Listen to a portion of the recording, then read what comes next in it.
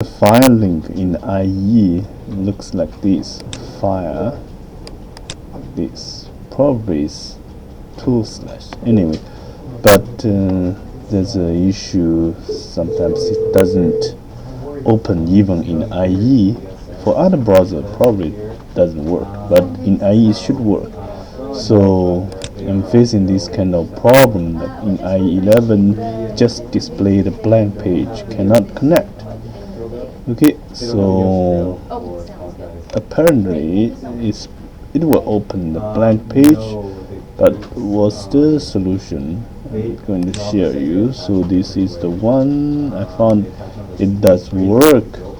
Okay, so you need to enter this command in your command line.